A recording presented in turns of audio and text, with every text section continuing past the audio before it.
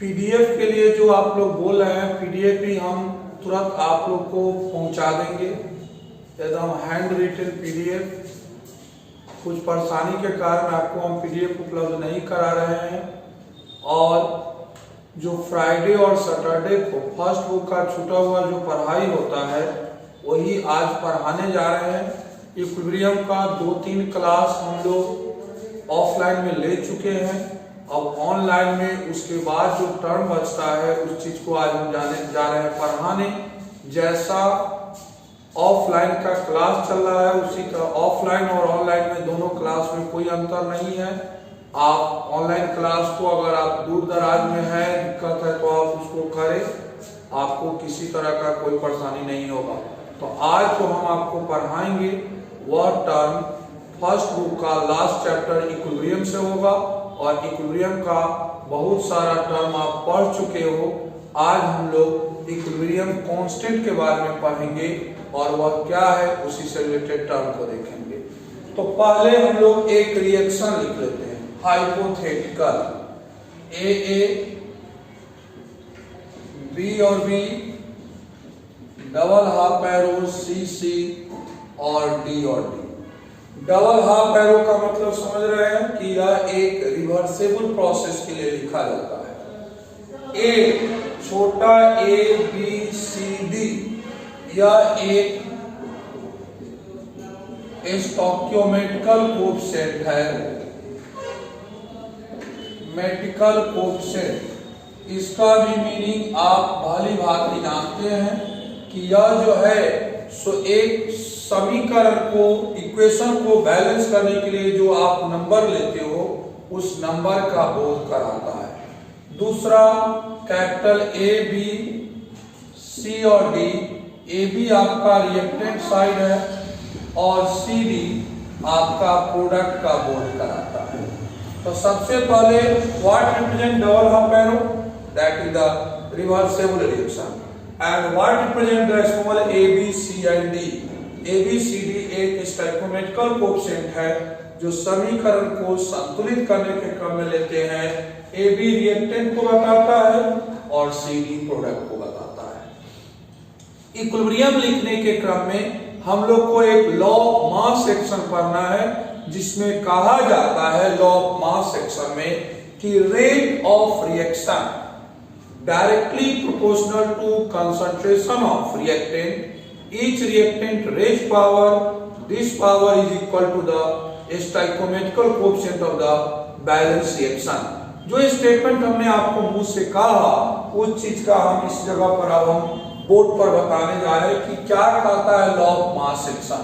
किसी साल बिहार बोर्ड में आप अगर देखोगे तो बिहार बोर्ड में किसी साल 12 में लॉ ऑफ मास सेक्शन भी पूछ चुका है, जो कि term related to 11th class. अब हम क्या करेंगे तो पहले फॉरवर्ड रिएक्शन लिख रहे हैं। तो फॉरवर्ड रिएक्शन कैसे लिखाएगा, ए बी और बी और दे दिए सी डी और D. Rate of forward reaction, rate R F मतलब हो गया कि फॉरवर्ड रिएक्शन का rate directly proportional to reactant का प्रोडक्ट ले लो। तो रिएक्टेंट ए ले लिए, बी ले लिए, तो रिएक्टेंट हो गया ए और बी, यहाँ लिखा हुआ है रिएक्टेंट ए और बी। और इसमें जो कोएफिशिएंट है जिससे इसको हम बैलेंस किए हैं उसको पावर के रूप में दे दीजिए। तो रेट ऑफ आर एफ मतलब फॉरवर्ड रिएक्शन एक कांस्टेंट दे दिए, ए पर पावर ए और बी पर पावर बी। हमारा रेट ऑफ फॉरवर्ड रिएक्शन लिखा गया। अब हमको रेट ऑफ बैकवर्ड रिएक्शन पर चलना है, तो पहले बैकवर्ड रिएक्शन लिखेंगे तो इस रिएक्शन को रिवर्स करके लिखा जाएगा, सी डी और D, double half arrow A B और बी। यह रिएक्शन लिखा गया हमारा बैकवर्ड। अब बैकवर्ड रिएक्शन लिखा गया तो बैकवर्ड रिएक्शन का रेट अगर कहेगा तो बैकवर्ड रिएक्शन का रेट आर बी बराबर के बी, सी पर पावर सी, डी पर पावर डी। चूंकि बैकवर्ड रिएक्शन का रिएक्टेंट हो गया सी और डी और इसका जो स्टोइकियोमेट्रिकल कोएफिशिएंट हो गया सी और डी, तो सी पर पावर सी और डी पर पावर डी लिख देंगे। हम लोग पढ़ाई करने जा रहे हैं, पीडीएफ के लिए आप चिंता मत कीजिएगा। समय रहते हम आपको पीडीएफ भी प्रोवाइड कर देंगे। अब रहा बात जो पढ़ाई करा रहे हैं उस चीज को, तो पहले एक हाइपोथेटिकल रिएक्शन लिख लिए, उसमें ABCD आपका एक संतुलित करने के लिए कुछ नंबर लेते हो, उस नंबर का बोल ABCD कराता है। कैपिटल A और B रिएक्टेंट साइड है, C और D प्रोडक्ट साइड है। फॉरवर्ड रिएक्शन के लिए AA BB CC DD लिख दिए। और लॉ ऑफ मास सेक्शन कहता है rate directly proportional to concentration of reactant, तो रिएक्टेंट A और B है और उस पर एक पावर दे दिए A, स्मॉल a और B। RA बराबर हो गया K, A पर पावर A, B पर पावर B। अब अगर यह रिएक्शन बैकवर्ड होगा तो प्रोडक्ट को रिएक्टेंट साइड में लिख दिए, रिएक्टेंट को प्रोडक्ट साइड में लिख दिए। CCDD डबल हाफ AA और B पर पावर B। RB बराबर like this, RB rate of backward, KB C पर पावर C और D पर पावर D। आपने रेट ऑफ फॉरवर्ड रिएक्शन और रेट ऑफ बैकवर्ड रिएक्शन को लिख लिया। अब हम आपको पढ़ा चुके हैं कि इक्विलिब्रियम में क्या होता है। तो इक्विलिब्रियम एक स्टेज है जिस स्टेज पर RF और RB आपस में बराबर होता है। Equilibrium is the stage at which the rate of forward reaction and rate of backward reaction both are equal. तो हम इक्विलिब्रियम में लिख दिए RF बराबर क्या लिख दिए RB। अब चले आइए RF के जगह पर उसके वैल्यू को रखें, KF A पर पावर A B पर पावर B, RB के जगह पर लिखेंगे तो KB C पर पावर C D पर पावर D हो गया। अब हम दोनों कांस्टेंट को एक साथ ले लेते हैं, K बटे KB बराबर C पर पावर C D पर पावर D, A पर पावर A और B पर पावर B लिखा गया। K बटे KB, K बटे KB एक सिंगल वैल्यू होता है जिसको K कहेंगे। K भी कांस्टेंट, KB भी कांस्टेंट, तो दो कांस्टेंट का वैल्यू भी कांस्टेंट K आ गया। K बराबर आ गया C पर पावर C, D पर पावर D, A पर पावर A और B पर पावर B। या K को कहेंगे इक्विलिब्रियम कांस्टेंट, K को कहेंगे इक्विलिब्रियम कांस्टेंट। तो सबसे पहले आप देख लीजिए कि किसी रिएक्शन का इक्विलिब्रियम कांस्टेंट कैसे लिखा जाता है। तो equilibrium constant based on law of mass action. Law of mass action क्या कहता है?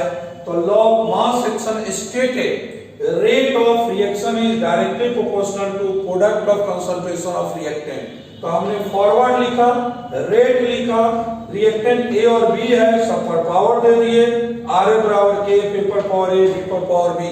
We calculate the rate of forward reaction. Similarly, we calculate the rate of backward reaction. दोनों का रेट निकालिए। इक्विलिब्रियम क्या है?